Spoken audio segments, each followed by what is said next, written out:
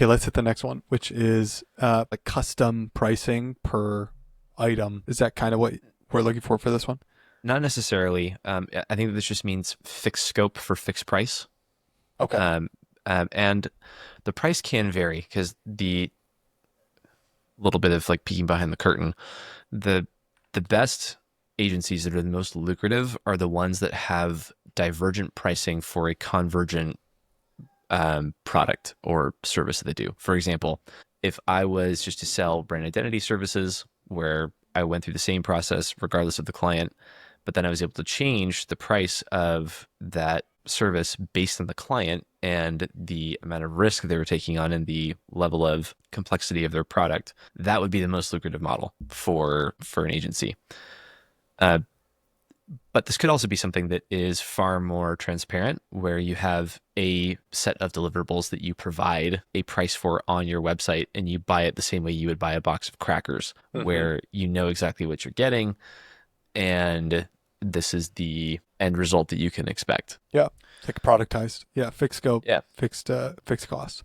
hmm And Um, I think that this has a really good balance of benefits and drawbacks, which is a good thing. Yeah. mhm.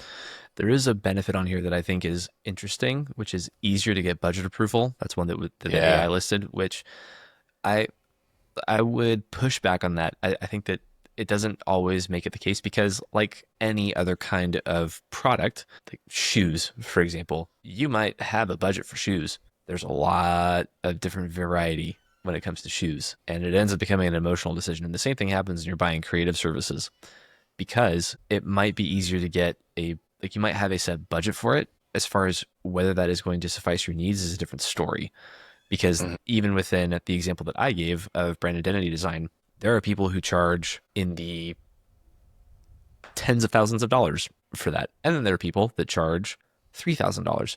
And Mhm. gauging which one is going to be a good fit for you becomes really hard. Uh, so I guess that's a good segue into some of the drawbacks, which is that gauging fit is really hard with these initial scoped out projects, especially if you've never worked together. Because I think that scoping in general is a very arduous task because the agency wants to make sure that they're not biting off more than they can chew. But client wants to make sure that they're actually going to get the thing that they want. And there's always a gap in understanding there that gradually closes as you work more and more together.